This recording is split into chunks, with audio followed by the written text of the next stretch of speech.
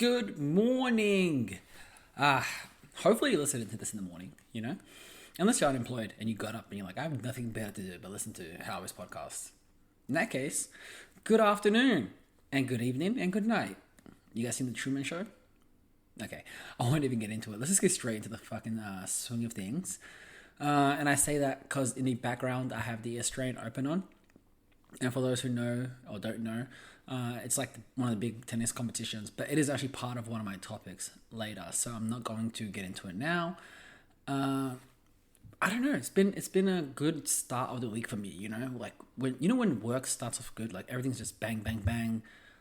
It just feels good. But one thing that has been triggering me, because we're just gonna get straight to it, is right now there's the African Cup of Nations. And for those who don't know, African Cup of Nations is it's like the World Cup, but just for African countries. They have the same thing for every continent, right? They have the Euros, they have the Asian Cup of Nations, which is also happening right now. And the African Cup of Nations, one thing that's guaranteed is they have some teams there are like, fuck, like I don't know what the fuck's going on here. But some teams have like proper players, like some of the biggest stars that play in Europe. And then they go against these niggas and I don't know, they just turn to ass. Like defensively, Africa will never win a World Cup. You can't. We suck. We suck at defense. And I'm not saying like all Africans suck at defense, but damn, when it comes to like major competitions, we just fucking ass. And if you listen to this podcast and you're like, don't watch soccer, I can't explain to you. Like, there'll be players that are so good for their clubs, and then they go there, and then all of a sudden, atrocious. It's like if you want to convince me of like witchery in Africa, that's the way to convince me. Someone put a curse on African defenders because that shit it's funny, but fuck me, man, it's triggering. And nobody even cares about it. Like a lot of these clubs, the ones in Europe anyway, they pay these players well. Like imagine there's players there that are on at their clubs like £200,000 a week. What's that, like almost $400,000 a week? And the clubs don't necessarily like it when they go to these competitions because they could get injured. But then when the Europeans compete in their competitions, like in the Euros, everyone's like, oh, no one says shit about that. I mean, it's also during summer, right? It's not during that time. I hate that we pretend that it's the same shit. Like the Euros is a whole different competition. It's different level. And on top of that, they play on fucking at least legitimate fields, man. I was watching this African Cup of Nations, and I was just like, "What the fuck?" I've played at better fields. I've played in front of bigger fucking fans. You could count how many people were in the crowd, but at least, it's not the Asian Cup, because man, nobody gives a flying fuck about that.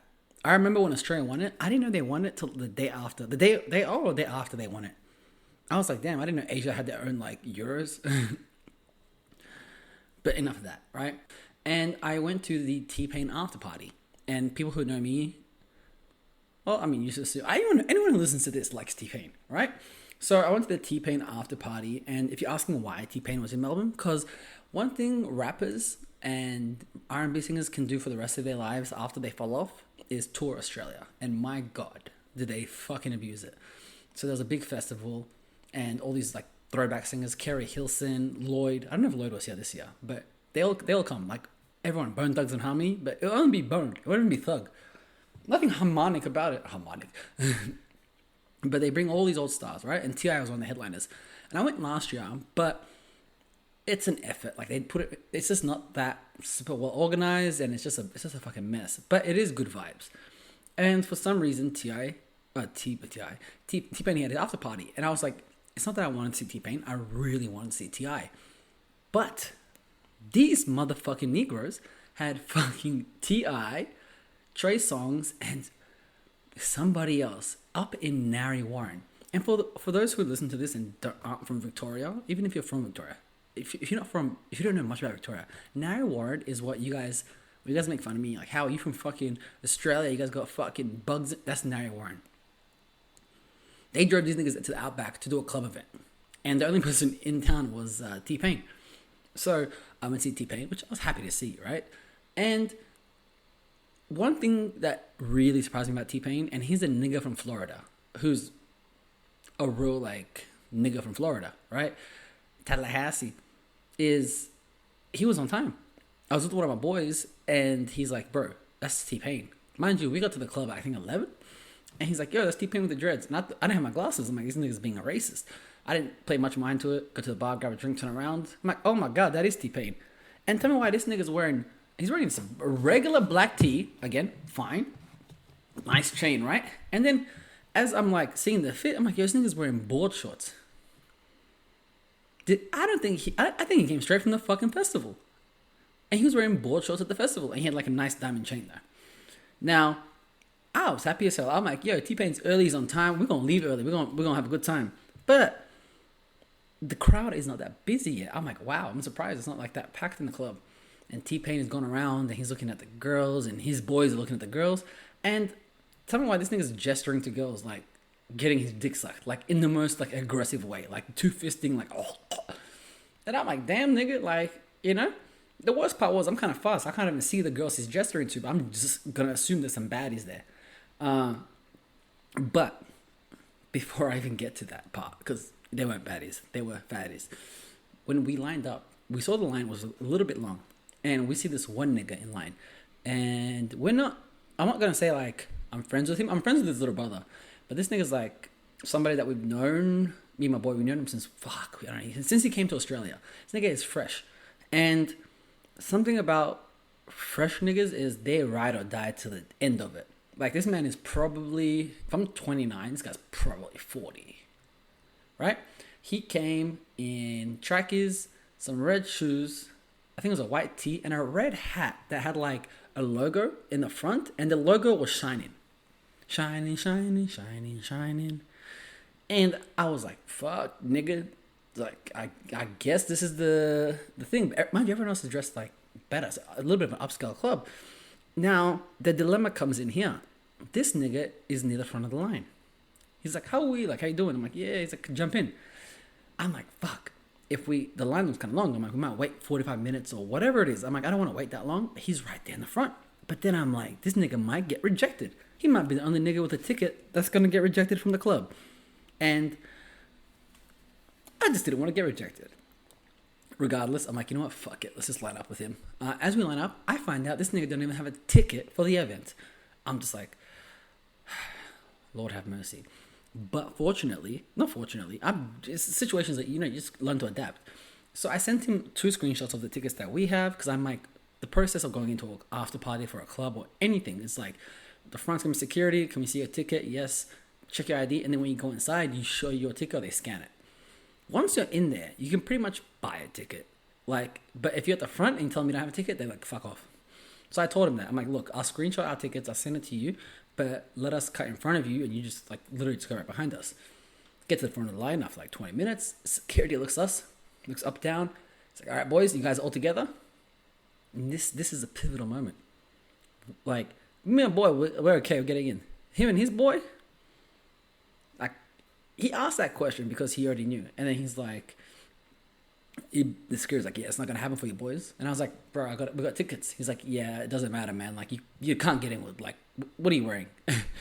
And I was like, bro, you know, we just came straight from the show. We're from the States, this and that. We're not from the States, but I have a California ID and stuff. So I'm like, I was just fucking use that shit. And the guy, he's like, all right, let me talk to my manager. So he talks to the manager. He looks him up and down. He's like, all right, cool, man. But, you know, just make sure to take off the hat, this and that. I was like, whew. Back in my head, I'm like, if they tell us, like, fuck off, we'd fuck off. And I'll come back with my boy and be like, look, man, it's just me and him. Like, we good? He's like, yeah. So we get in. And apparently it was like $70 or $80 at the door, which, again, it's a bit excessive. But in Australia, I'm like, so whatever. So we get to the club. T-Pain is doing his thing, the double fisting. That's literally, like, almost all we walk into. And I'm just like, okay, weird. So he performs some songs. I go to the second level. The second level, you can see down on T-Pain. Tell me why. Now I can see the girls he's hollering at. There's some cute girls in the front. Like, I can't really see their faces, but, like, I just assume, you know, they're not fucking, they don't look ugly. This nigga is walking past them. He doesn't even acknowledge their existence. And he literally goes to, like, the biggest women. And I'm just like, God damn, nigga. Like, you Florida, for real. I kind of gotta respect it because, like, the girls were, like, touching his legs. Like, the skinnier girls were, like, touching his legs. And he just went straight. And it wasn't like, people, you fat phobic. No, I don't care. Like, do your thing, bro. But it wasn't even like that. It was like they weren't even pretty. They were just big.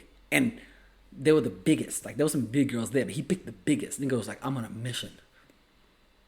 Maybe that's what happens when you become famous for so long. You're just like, all right, what can I do? I'm going to go on tour for the 10th time in Australia. I already banged all the baddest chicks. I banged all the baddest black chicks, baddest white chicks. What next do I have left to conquer? He's like, the fattest chicks. And that's why I think rock stars do gay shit, even though I don't think they're gay. Does that make sense? It's like, when I think of like Mick Jagger or any of these niggas, right? And then like you find out like, oh yeah, I sucked a dick to two while on tour. I'm like, it's kind of intense, my nigga. But I just assume it's because they fuck so much. They're just like, you know what? I need to try something new, something different. And everyone's like, it's still gay. I agree, it's still gay. But I've also never been in a position where you've had every fucking woman you ever wanted in your life, right? And you get sick of it. I'm not saying that's going to make me want to suck a dick, but, you know, I don't know. Maybe niggas want to suck a dick. I don't know, man. I don't know how white people feel, but I guess for T-Pain, maybe that's what they should have done. There's no way, yeah. I feel like Mick Jagger and all them niggas is fucking anybody, bro. Niggas is doing heroin and shit. But yeah, that was a very interesting thing that I noticed with T-Pain. He was on time and he was on a hunt for fat women. And I gotta appreciate the hustle. Niggas like Florida through and through, you know? But fuck it. Let's get into the topic of the day because I want to talk about the Australian Open and why I'm so fucking excited for it. Let's go. What's poppin'? What's poppin'? What's poppin'? My forehead is dripping because the AC is fucking broken. It's been broken for a while now. And I don't want to open the window because you guys are going to hear the crackheads yelling. Today I saw a nigga doing push-ups in Coles. But he wasn't even just doing it in the middle of Coles. He was doing it at the entrance. And then he got up and walked like in like it was nothing. And it wasn't like a fitness thing because this nigga had tattoos on his face. He was obviously a crackhead. Anyway, that was today at Coles. But one of the things I want to talk about is the Australian Open. Right? And you're like, oh, this is a fucking boring topic. No, it's not. Because I'm going to tell you why I support everyone that's black. Always. Now, if you don't know what the Australian Open is, it's one of the 5 Grand Slams in tennis. So it's basically starts off the tour for tennis. It's like, if you win this, it's a big deal. Like, it's a very tough competition to win. Unless you're Novak Djokovic, who wins it every fucking year. But an Australian hasn't won it since 1970, right? Australian male. Or Australian woman has won it last year, 2 years ago. And then before that, I don't know when.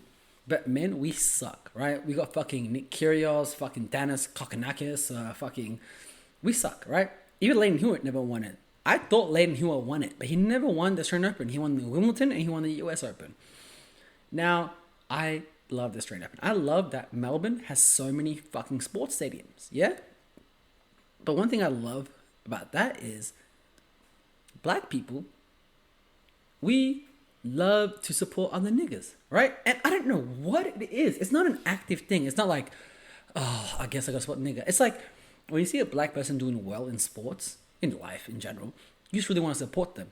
And especially when it's a sport that black people don't dominate in.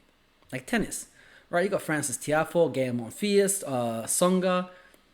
Do we consider Nick Kyrgios black? We'll take him. You got Nick Kyrgios. You got fucking, back in the day, James Blake. Like, we support everyone black. And I don't know what it is. I think it's the thing where it's like, chances are, especially like some of these black athletes, is like they don't come from crazy, like privileged life. Like tennis players are rich normally. Like they come from rich families, tennis, golf, whatever it is. And these black stars, you always hear the story. It's like, yo, my dad taught me. That's just the story. Like that, my dad taught me. He didn't know much about tennis. That's the Williams sister story. Francis Tiafoe, who's the American right now, I think he's 16th in the world. He's like, my dad was a cleaner or like a maintenance guy at a tennis club or whatever back in the day. So he was able to get him at a cheaper rate. And then, niggas just excel in sports. And white people don't have that same feeling, unless they know their history. So whenever like Croatians play, Croatians go hard in the paint for them. Even if it might be somebody who's never been to Croatia or, But when it comes to niggas, we just support everybody black in any sport. Running, swimming, shit. if a black person dominates the Olympics this year in France, that means that stereotype is gone. Black people can't swim. Even though that stereotype is kind of already dying, I don't know where it came from. Maybe it's because they used to throw us off the ships to get insurance money. What do I mean? What do you mean how we used to throw us off the ships? Wow. Let me use my African American degree, my bachelor's in African American studies, right now and teach you guys a little history. Sorry, I have to have a drink because I feel bad. I'm just fucking with you. I don't feel bad for you fucking crackers. I'm just playing. Relax. So, back in the day, when this is meant to be talking about the trade open, he's talking about slavery. What happened was when they used to get all these tribes in Africa and all these people in Africa and bring them to the New World, right? America. They used to have insurance policies. So if you would go and you get 100 blacks, whatever it is, right? You tell the insurance people, like, hey, I'm going to get this many. I have 100 black people in the boat. I'm going to bring them to America. It's like, all right, cool. We'll insure you for the half the price. I don't know how. It's insurance, basic insurance, like if you have a car. So what do these people want to do?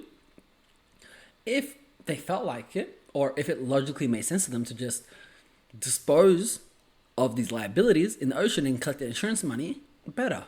So on the way to America, they would throw them off the boat to collect the insurance money. And they would say this person jumped off, they wanted to commit suicide. They would say whatever, died of sickness.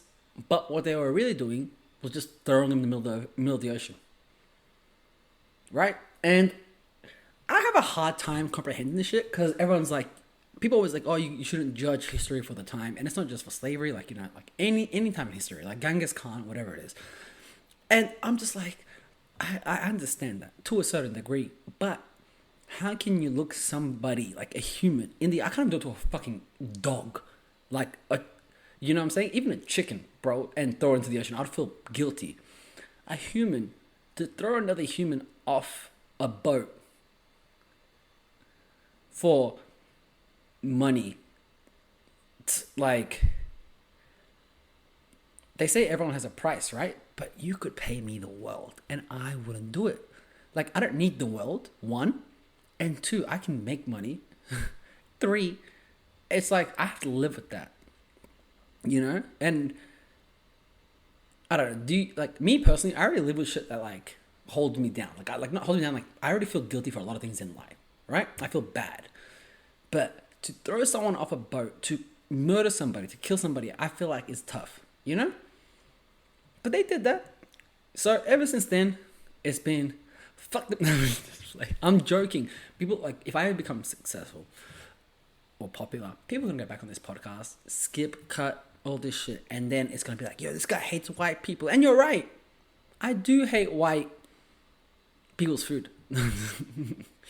No, I just say, or I like to think that people don't really express how they feel as much, and I really try to. We'll swerve the topic because we're done with the show and open, but I do want to talk about something super important to me, and I think it's super important to you guys. Imagine listening to my podcast, like, oh yeah, something important to say. Relax. I have nothing ever important to say. And if I did, I would put this on a fucking Patreon or some shit. I'm drenched in sweat. It's so disgusting. I'm going to have to shower after a podcast. I feel violent. Do you guys see that? That's a helicopter. But I want to do a new topic. I want to start talking about these new things, right? And one of the things I want to do is like do movie of the week. So next week we'll pick a movie that we should watch and I'll just discuss it. So anyway, the movie I saw was called, I think, King or something, with Timothy Chalamet. You know, the nigga dating Kylie Jenner, right? He's an English white boy, skinny. And the movie is based on King Henry V, right? And the concept is pretty simple. I think they took it from a Shakespeare play because the way they talk is like Old English. Why thy shall not do thee, blah, blah, blah, blah. Right? But my God. It was produced by Brad Pitt too, surprisingly, and Joel Edgar. And it is a movie and a half, bro. Fuck. Like, it's a timepiece and it's kind of slow, but it is a fucking great movie. And King Henry, basically, he had beef with his dad. So his dad's like, oh, I'm going to let your little brother reign control of the kingdom. And he's like, cool, bro, I don't give a fuck. He's like, I'm going to, fuck bitches and drink all the time. And that's what he did. And then his dad's like, I'm gonna send my son to war in Wales. And they're fighting these aristocrat families, which, mind you guys, exist to this day. Because what do? I fucking Wikipedia this shit as I'm watching it. I'm like, oh my god, these families are still alive. And they still own castles all over the UK. Like, these families have their lineage on fucking Wikipedia. How cool is that? Like your family history to the 1400s is documented thoroughly. Also, that same family tried to overthrow the royal family at the time, and they're still around now. They're still hanging out with the queen. Like, what's up, my nigga? We cool with the beef? I was thinking like in the back of the head, they're like, oh man, fuck these niggas. Anyway, he sends him to go fight, right? And then Timothy, the King Henry, he's Prince Henry at the time. He's like, I'm not letting my little brother die. So he goes and he fights and he whoops niggas' asses. Like, he's like, why do we need the army to fight each other? Let's just fight each other one-on-one.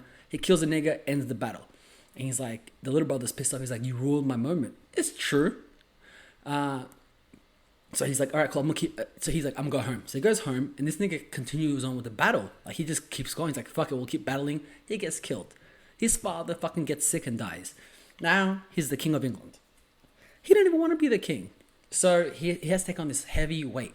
He has to stop the war from Wales, from fucking Scotland, and he has to go to fucking France. And it's all about conspiracy, like how some niggas are like trying to fuck him over. But he takes control. Like, he like, all right, cool, I need to get my shit together. And is that the nigga that motivated me to get my shit together? Because he was an alcoholic. He was fucking drinking, bro. Drinking and fucking. But he got his shit together, and he said, all right, I'm going to fix my life, get it together.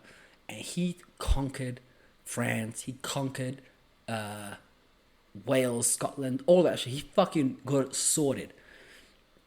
Crazy story, right? And basically you just see him do that and basically deal with like how people are corrupt within his close friendship. And he's like, kill them because he doesn't trust them.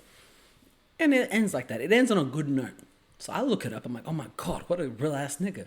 Find out this nigga dies like fucking a year later from like, I don't know, a common cold probably, you know, back in those days. But I recommend it. It's called King something. I don't know, but it'll be there. It's the nigga dating Kylie Jenner. Timothy Chalamet. I don't know. It's a good movie. So we'll find the movie for next week. I'll put it in the description because I can't think of one right now. I don't have my Netflix up, but I'll put it in the description. And then basically, I'll try to give a 2-minute analysis of the movie. Hopefully, you guys watch it too before I do it. Maybe, or do I just make? Cause I'm gonna spoil it. I can just tell myself like I don't mean to spoil it, but I also don't care. So there's that. Anyway, I just want to keep this episode short and quick. I'm going to try to do 2 episodes a week. Let's be consistent, guys. I do appreciate it. Like, the listening is actually going up quite a bit for the last, like, 2 weeks. And if I start doing sponsorship deals, like, understand, I'm going to sell out. Like, I'm not going to wear a dress like these niggas. But I would sell out. Like, I don't give a fuck. So, get me while you can. What, pause? Alright guys, thanks for that. It was a great episode. I enjoyed it. My life be like, ooh, yeah. My life be like, ooh.